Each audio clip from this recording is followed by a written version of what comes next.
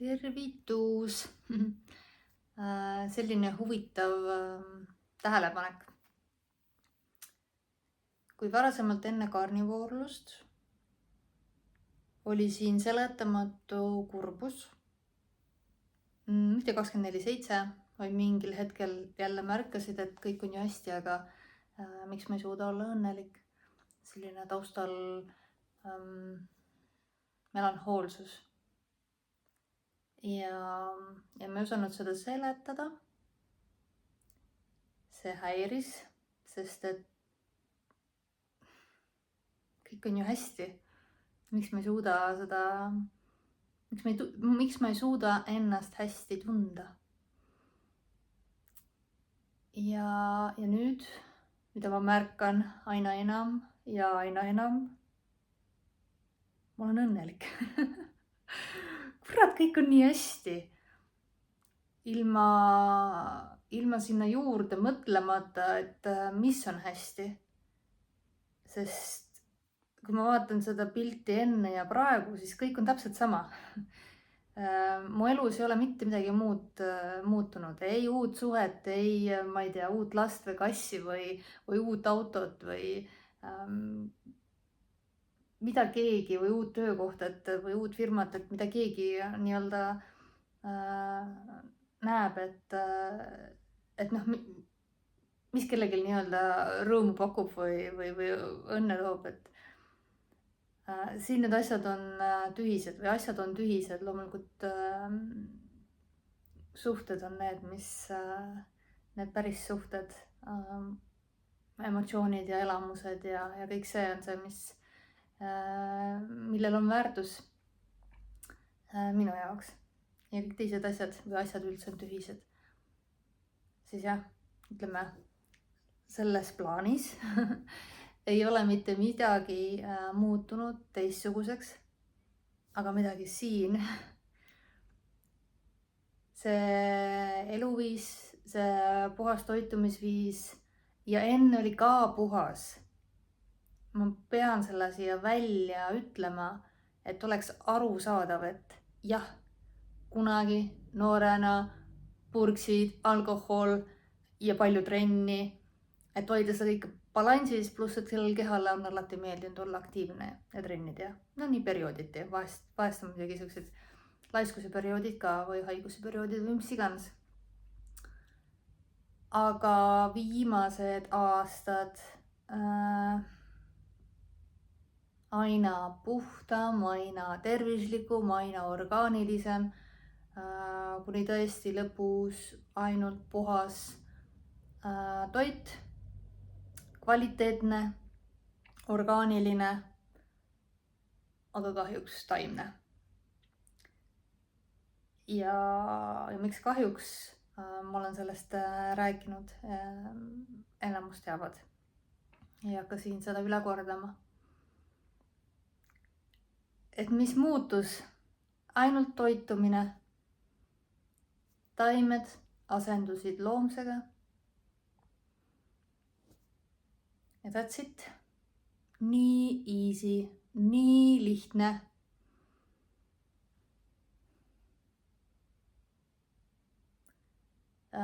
Mul puudub selles mõttes seletus. Ma lihtsalt vaatlen, jälgin, tunnetan, tajun ja avaldan, jagan, räägin sellest. Loomulikult meel võib luua igasuguseid lugusid juurde, saan võtta teaduse appi ja selle ära seletada, aga lihtsalt tahtsin jagada seda kogemust. Et nii palju kuuled igalt poolt, kuidas inimesed on depressioonis, väsinud, erinevad sümptomid. Käiakse ja kurdetakse ja küsitakse Google'ilt ja Facebooki gruppidest abi. Sest väga tihti arstid laiutavad käsi kõikide nende sümptomite peale. Et paraku suur osa, väga suur osa, 90% on metaboolselt haiged. USA-s, Eestis on see kuskil 7/10, 7-8/10. See on väga suur osa. Ja see on ka väga suur põhjus, miks me ei tunne ennast hästi. Ja see avaldub igalühel erinevat moodi. Ja väga palju on siis seotud soolastikuga, seedimisega. Ma tahan öelda sulle seda, et kui sul on ärevus, minul oli see näiteks nii, et ma sõidan autoga, pea on tühi, ühtegi ärevat mõtet ei ole ja järsku käib nagu tulesäde rinnus, selline nagu oleks just keegi ehmatanud või mingi hästi halb uudis tulnud või mingid nagu, nüüd ma pean astuma 1 000 000 inimese ette järsku rääkima hakkama. Täiesti tühja koha pealt. See oli mul veel esimesed paar nädalat, kui ma alustasin selle dieediga. Ja see sama aeg mul olid ka veel taimed sees. Ja ütleme 3 nädalat mul olid veel juurviljad, väga üksikud juurviljad sees või köögiviljad, kurk näiteks. Siis ma ei tea, kas need mõjutasid või oleks mul ka nendega juba see ära kadunud, aga vähemalt ajaliselt see kattus täpselt sellega, kui mu laud läks täiesti puhtaks, et seal olid ainult lihatooted. Kuid kui sul on ärevus, kui sul on magamisega probleemid, keset ööd ärevus, unetus, hommikul kui tõused, sa oled väsinud, paanikahood, hirm tuleviku ees, põhjendamatu kurbus, melanhoolsus, depressiivsus. Ära oota seda, kui sa ei tule enam üldse toime ja sulle kirjutatakse tabletid. Need ei ravi sinu depressiooni, need kunstlikult toodavad serotoniini, aga keegi ei adresseeri sinu seedimist, kus 90% serotoniini toodetakse. Miks sa ei suuda olla õnnelik? Serotoniin on õnnehormoon. Miks seedimine ei suuda seda toota? Mis seal on katki, mis seal on valesti? Äkki vaataks seda? Ja tegelikkuses sa isegi ei pea tegema mingeid kalleid uuringuid või minema soolearsti juurde või gastroenteroloogi juurde või mis iganes. Lihtsalt katseta, söö 90 päeva või minimaalselt 30 päeva ainult liha. Palun, proovi.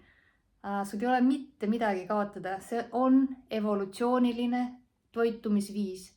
Nii on inimesed söönud miljoneid aastaid, 100 000 aastaid. Homo sapiens peaks olema 300 000 aastat vana. Enne seda olid teised nii-öelda inimliigid, kes siis toitusid samal moel. Ja on teada, et enne põllumajanduse revolutsiooni olid inimesed pikemad, olid hambad terved, olid luud tihedamad, et kõik need taandareng tervises algas koos taimede tulekuga ja loomse toidu osakaalu vähenemisega. Ehk mitte midagi ei pea sa kartma. See ei ole uus dieet, uus moeröögatus. Jah, näiliselt sellel puuduvad pikaajalised uuringud, aga sama saab öelda ka vegan toitumise kohta, tasakaalustatud toitumise kohta, ehk siis meie see püramiid. Aga kui vaadata seda, et kui tuli püramiid, toitumispüramiidi soovitused ja samal ajal hakkas suurenema diabeedihaigete hulk, ülekaalu, südamehaigused, nii palju asju, et kahjuks see nii-öelda pikaajaline uuring on tõestanud vastupidist, et see ei ole tervislik. see süsivesikute rohkus, teraviljade rohkus, taimede rohkus. Et see kõik on BS, pullikaka. Et jah, nii-öelda kliinilised uuringud, katsed karnivoorluse kohta, laiamahulised nii-öelda puuduvad. Aga kui sa lähed YouTube'i ja hakkad otsima karnivoorluse kohta erinevaid videoid, sa võid lugeda sealt tuhandete viisi kommentaare, kes on millest tervenenud ja paranenud. Keegi ei mõtle seda välja, see on päris elukogemus ja see kogemus on ka siin, kus kadusid ligi 40 sümptomit, mis vaevasid seda keha. Et jah, see on anekdoot, aga siin see ei vaja ei tõestamist, ei kinnitamist, sest et see on elu ise, mis seda on näidanud. Nii-öelda isiklik kogemus. Et proovi, mis on sul kaotada. Ütle, mis on sul kaotada. Jah, süsivesiku sõltuvus. Vot, selle võid sa kaotada. Ja sellega võib minna nädal või 2. Kuid see on mööduv. Need võõrutusnähud, isud, paha tuju, närvilisus, jõuetus, peavalu, tüüpilised võõrutusnähu sümptomid, need kaovad. Ja see on väga hea indikaator sulle. Mõistmaks. Ma tean, sa ei taha seda mõista, sest et see on iseendale sõltuvusele otsa vaatamine, selle aktsepteerimine, selle nägemine ja alles siis saab mingi muutus toimuda. Nii kaua, kui sa seda eitad, õigustad seda mis iganes juttudega, nii kaua muutust ei toimu. Jah, paremuse poole. Elu näitab, et kahjuks halvemuse poole. Süsivesikute liigtarbimine. See on karm reaalsus. Et kui sa tahad kogeda midagi muud, ja see õnnetunne, millest ma alguses kohe rääkisin, see ei tule päevadega, see ei pruugi tulla kuudega, see on nii individuaalne, et ma olen säranud ja tundnud ennast hästi terve see aeg. Aga lihtsalt sellisest nagu tühjusest, tühjast kohast, keset päeva, täiesti kaine, ei mingit nagu dopamiini laksu kuskilt. Lihtsalt järsku märkad, fuck, kõik on nii hästi. Aga sa ei saa näppu peale panna, et mis on hästi. Ma ei võitnud miljonit ja nii edasi, eks ju, ma nagu tõin neid näiteid. Ja siin on kulunud rohkem kui aasta, et ma seda märkaksin. Ilmselt võib-olla seda on varem, ma ei tea. Aga jaa, ühesõnaga kõik, keda mina tean, kes on seda proovinud, poole läinud tagasi. Miks? No, uuri järgi. Või siis teeme sellest järgmise video. Aga ma tahaksin, et kõik saaksid kogeda elu täiel rinnal, rõõmu täis, kergust. Ja ma usun, et see on võimalik. Kunagi ei ole hilja. Nii kaua, kui süda lööb, kopsud hingavad, ka 70-aastased annavad väga positiivset tagasisidet. Muidugi on kõik siis kurvad, et miks alles nüüd, kuid samal ajal on nad rõõmsad, et lõpuks ometi vabanesin ma sellest ja sellest ja sellest ravimist ja tunnen ennast nii hästi. Elul on nüüd jumet. Et ja loomulikult mida varem, seda parem, nii et ära oota, kui sa praegult kannatad. Ja kui vajad abi, meil on olemas grupp Karnivoorlus kui elustiil, kui sa juba seal ei ole, mine vaata järgi.